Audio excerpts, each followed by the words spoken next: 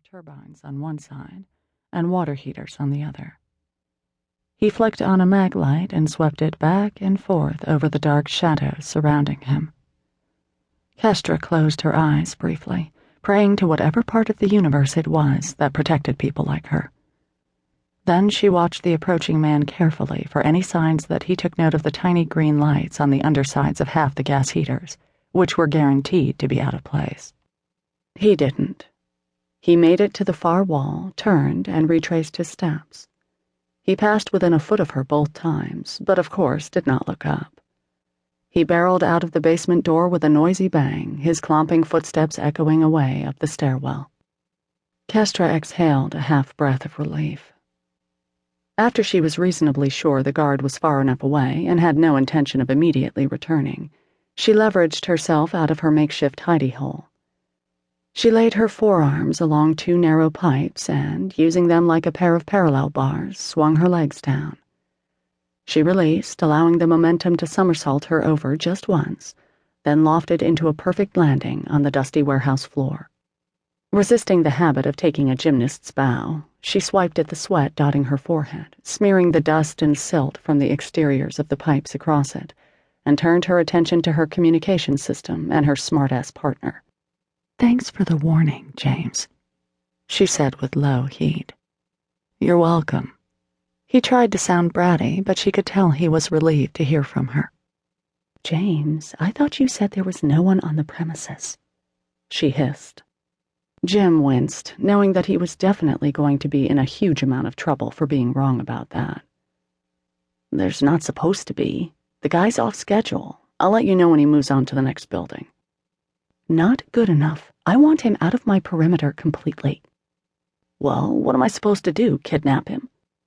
"There's an idea," she retorted, kneeling down in front of the turbine that had just helped her escape the guard's notice. She shrugged out of her backpack and withdrew her last two square packets. Kestra left the backpack behind and scurried low across the floor to the next gas heater. She rolled gently onto her back and reached beneath the unit. There was the distinct clang of metal on metal as the strong magnet on the back of the packet stuck to the underbelly of the furnace.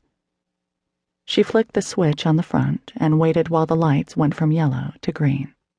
"The point is," she continued as she rolled out from beneath the unit and moved cautiously to the next one, "that I specifically said no civilians in the kill zone.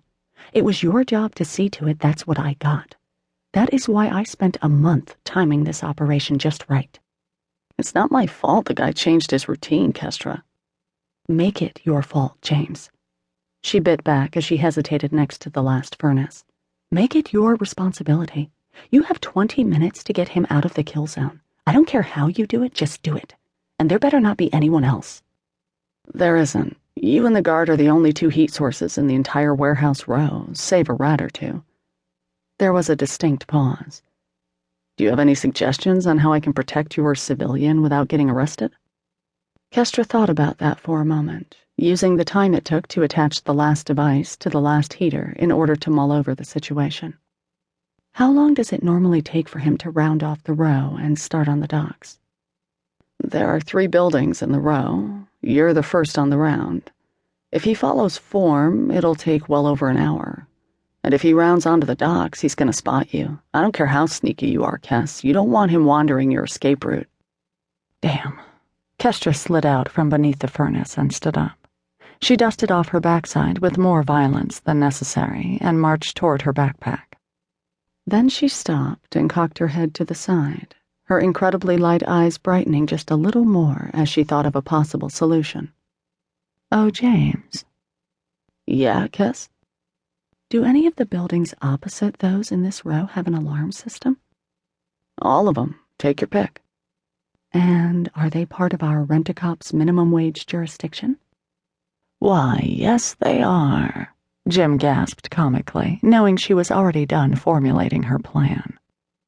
"Now, call me crazy, but if you were a security guard and one of the alarms in one of your buildings went off, you'd run like hell to check it out, wouldn't you?" "Oh, you're definitely crazy," Jim agreed with a chuckle. "And you're also right. But how do you plan to set off an alarm and not get caught? Don't we usually do that the opposite way, where you don't set off the alarm?"